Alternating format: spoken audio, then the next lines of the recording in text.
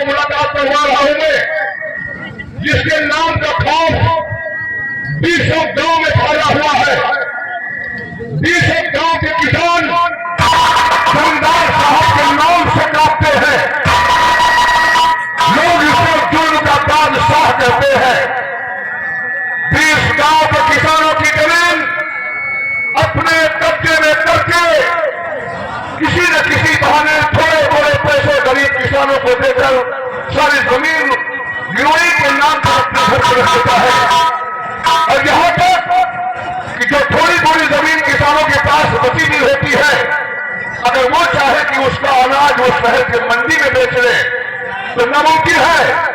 जिसे बेचना है वो ठाकुर साहब के गोदाम पर ही लेकर जाए।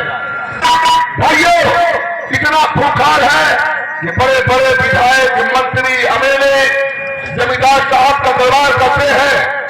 इलाके का पुलिस महकमा भी जमींदार साहब के खिलाफ एक शब्द बोलने से कतराता है। वही खूंखार जमींदार जो न जाने कितने गरीब किसानों को, मजदूरों को पत्थर में जिंदा जलवा दिया है। अगर कोई किसान इसके खिलाफ उंगली भी उठाता है तो उसका हाथ कटवा लेता है। किसी ने सर उठाने की कोशिश की तो सर कलम करवा लेता है। 20 लठायत, कई गवर साथ लेकर घोड़े पर सवार होकर शराब की नशे में धुत बस्ती के पास निकलता है तो मानव किसानों पर कयामत आ जाती है। कहर बरसा हो जाता है, दरवाजे बंद हो जाते हैं। गरीब किसान बच्चों को, जवान बहन बेटियों को अंदर कर देते हैं और कहते कि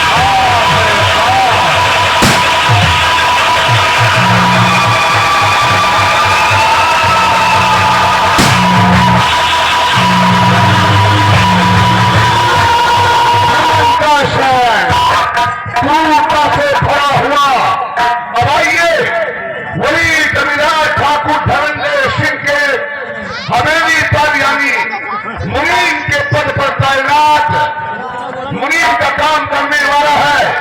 लेकिन ये भी इतना खूंखार है और खूंखारी और दिलेरी दिखाता है सिर्फ जमींदार साहब के बल पर।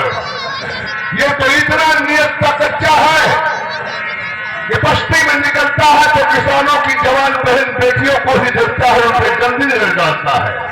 किसी किसी किसान की बेटियों को अपने आदमियों से उठा लेता है, गोदाम पर गंदी बातें और गंदी हरकतें करता है। लेकिन गरीब किसान करे भी तो क्या, नहीं बोल पाता, इसलिए कि जमींदार साहब का मुनीम है। लोग इसे लाला के नाम से जानते हैं। वही लाला आपके साथ जा रहा है।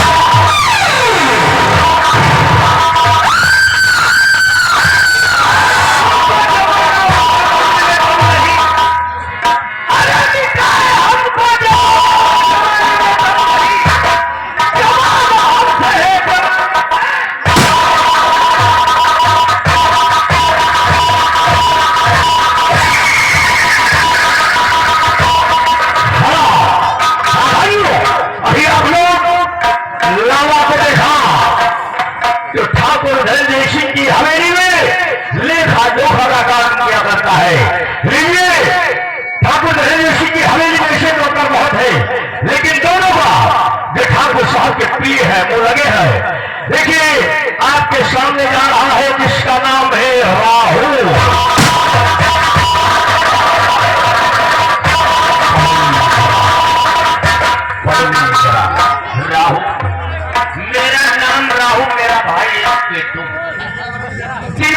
जिम्मेदारियां भारत महान की, जिन पे है जिम्मेदारियां भारत महान की, खटिया खड़े रखे सब मगहान।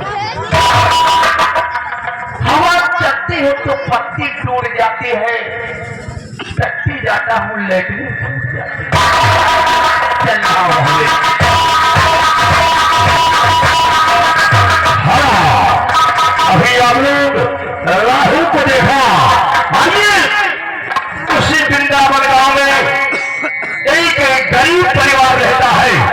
वैसे ठाकुर धनंजय सिंह हर गरीबों पर जुर्म किया है।